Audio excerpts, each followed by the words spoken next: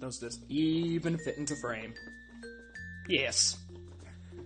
Hello everyone, my name is Girato and welcome back to Beyblade Tournaments Australia, and for the last bit of this Bakugan unboxing bonanza, we will be covering this Bakugan Battle Pack, also known as a 5-pack.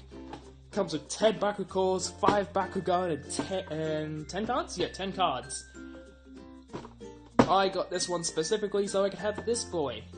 But this is also good. This is good to have multiple of. These two, well, we got the Evo from the packs, if you remember, so that's interesting. I'm excited for this box. How do I open it? Oh, let's look at the back while I try to figure that out. This is the multi-language version, so you can see extra text than it would be on the English-only one. Hydorus... Why is Hydorus Ultra Complexity 1? Seriously, Hydorus Ultra is literally the worst. Garganoid is a Complexity 3, but I find it easier than Howlcore, and I got really good at Howlcore despite that blooper video. So, is this how you open it? Apparently. But yeah, you get those two. You get a Trox Pyrus core, a Aquos Fangzor core, and a Ventus Dragonoid.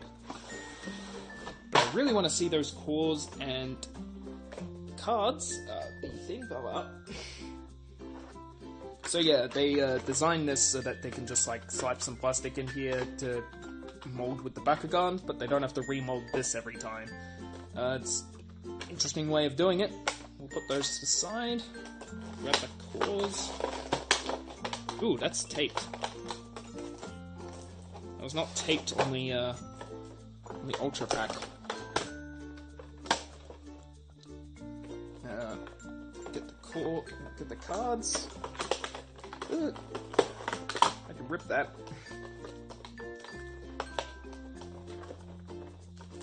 I don't want to wreck anything. Jeez, that's like a whole deck, and well, yeah, 30 cards, wouldn't it? Yeah, oh, that's like almost a deck in there. It's because it's all the multi-language cards. There's so many cards in there. It's like, wow. The only problem is you can only use so many, because apparently you can only have a one-language deck. Keep those hidden. So, Garganoid, Trox, Fangzor. Let's keep it in this little tray thing, keeps everything together. Fell. And then pop! I got so much plastic in here now. Gonna need a bin. All of it. I am not keeping any of these boxes. As much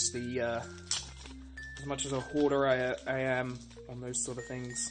I like having things as reminders. So I don't need any of... Oh, I do need those. Oh, no I don't, because I know I'll be able to fold both of those. Yay! Okay. So, before we move on to the Bakugan themselves, let's cover their cards, and then we'll cover their cores. So, we get Garganoid Ultra. He has 700B power, 3 damage, plus 400B if you land on a Fire Fist, and he comes with a Fire Fist. So, this is actually really good. His Evo is also pretty good. I put him on par with Iris Pegatrix. Unfortunately, I don't get the Evo in either of my packs or in this, so I'm gonna need to get that before he's useful, unfortunately. But he is a solid Iris before then, because that is 11 on a that is 1100B. 1100B before you're even doing anything else, and that's not even including the core. If you land on a Fire Fist, and if you're good enough at rolling, that's pretty good. Otherwise, it's 700B. 700B is a lot. So you get 3 of those. Hydorus Ultra Darkus. I needed this card for a Mono Darkus deck. I also kind of need it for the 70s deck, but I'm planning on using Nilius instead. Bouncing up between the two. But he's good because he has 800B. I also realized this is also a Fire Fist. Huh. Good for a Fire Fist deck. Fire Fist boost of +3 damage starts with 1, but 800B is the highest a Darkus Bakugan, and highest that any non-Aurelus Bakugan is, so at base stats, so he is a beast early game. And not only that, but he fits right nicely into a Fire Fist deck. The fact that he even comes with a Fire Fist at this level of stats is just, it's just more. Such a good card. Such a good Bakugan. Fangzor, Aqua's Fangzor, also good for the Fire Fist deck because it comes with 1. It is 600B and 1 damage. Very solid Bakugan. His Evo draws you 3 cards. He comes in a starter set with that Evo. Really, really good dude. I like Fangzor. I like Aqua's Fangzor a lot. I like Fangzor in general. He's really good. Pyrus Trox. Where's the English one? There you are. He has a Helix Core and a regular shield. He has 500B and 1 damage, which is not bad. Not bad. That's pretty good base stats for a Pyrus Bakugan in terms of B power. And if you win, because he has the Victor ability, you gain +1 energy to use on that turn. He's interesting. He might actually work for something, and we have his Evo. We saw that before. It's not a great Evo, but it's interesting. Good card. Interesting card. Interesting card. Not good. I won't call it good. I won't go as far as that. He just might be good. And Ventus Dragonoid is an interesting card for Helix decks because he does come with 2 of them. He gets +400B if he lands on 1, but his base stats 200B and 4 damage. It's interesting, but for a Helix deck, maybe he's good. Maybe he's good. They're not putting the English ones at the front. It's annoying me. Cycling Light is a 1 energy cost action for 200B and then put it on the bottom of the deck. I feel like this is the best one of like the cards that goes to the bottom of the deck. That's actually like, it's 100B off the standard for a 1 cost energy boost. But then you also get to put it on the bottom of your deck, and that's like plus health and other things. It's an interesting version of those. I like this card, surprisingly. English one. Oh, it's the Darkus Cease Outsiders. Yeah, I'll take it.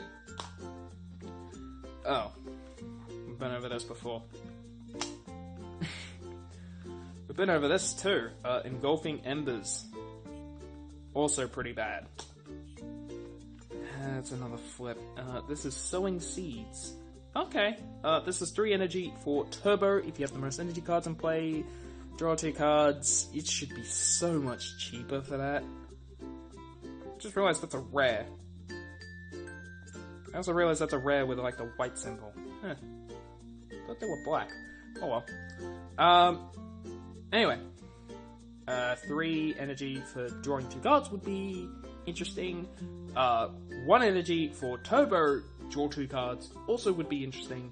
But both at the same time, it's... No. So yeah. Now we've got those out of the way, which is decent set of cards. Decent set of cards. These Bakugan all have a use. That's the benefit of this 5-pack. It's actually all Bakugan that have a use. It may not be the most competitive use. It may not be the best option for whatever deck these uses are for, but they all have a use, and that is more than I can say about some sets. Okay. Now we go into the cores. For a Fire Fist, we get +5 damage. Yeah, we've seen a +6 damage Fire Fist before. That's a lot more interesting. A +2 damage from a green core. I believe there's a +3 version, so... Helix Core is -300B and -1 damage. And there are better Helix traps. I'm not a fan of that one. A regular shield with Chaos and Pyrus +4. Good core if you are playing a Chaos Pyrus deck, which I believe is actually one of the better decks out there in terms of color combinations and stuff. a plus 250B and 3 damage. We've got those cores before from the Garganoid packs, actually, yeah. So, good call. Not that I need any more of it. Plus 150B and 4 damage, better for the damage focus builds, so that's not a bad Fire Fist either. Plus 51 damage, terrible. Plus 2 damage again, get 2 of those, huh. Plus 600B, minus 3 damage. It's good for getting team attacks off, so if you're playing a control mid-range deck, this is pretty good core. But that minus 3 damage is going to bite you in the butt more than you realize. And finally, minus 200 beat for plus 5 damage. Damage wins, maybe? I don't know. It's interesting. So, let's pop the cores. We get trucks. Oh, that plastic is so much different from the other pirates. That's interesting.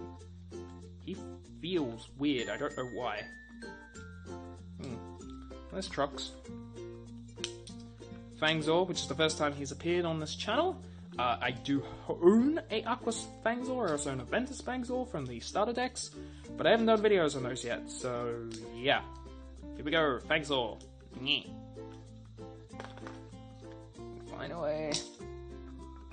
Ventus Dragonoid. 200B on the back. Makes him look incredibly weak. I like the color scheme for him though. It looks appealing. It just looks appealing. Then of course we have Darkus Hydorus Ultra. I'm not folding this on camera.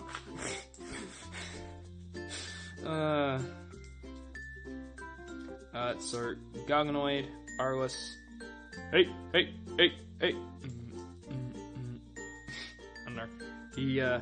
His arms going up like that is always just funny to me. So, how to fold him? He has a special trick. So you fold the head down, go on the tail. The instructions say fold these arms down and then do it, but as a slightly faster way, you can lock that in beforehand and then do his arms. Which does feel like it's gonna break something, unfortunately, so I might not do that all the time. And then you end up like this, which is just funny to me. It's just like, oh, his wings out and his legs are going, do. I don't know, it's funny to me. You tuck his legs in, and you just close the wings. It's simple. He has a really nice color scheme in Hydorus. The only problem is that I really don't like the Alto Brontes disease on this thing. If you don't know what that is, go watch Kodak. His channel is great, by the way. Because this is the only Ultra I've seen where the Alto Brontes disease actually is annoying during rolls. I really don't like it on this one. They're also just ugly looking, like you got all this springs and stuff at the back and all that. I'm normally actually fine with the Alto Brontes disease on most of them, like especially hardcore. I love these little heads that just poke out. But I don't like it on Garganoid. I like his color scheme in Hydorus, but I can't like his ball form. As good as he is as an actual card. So yeah, let's just have him flip out, because we may as well. See, that's what I was saying. I was like, the Alto Brontes disease is actually annoying.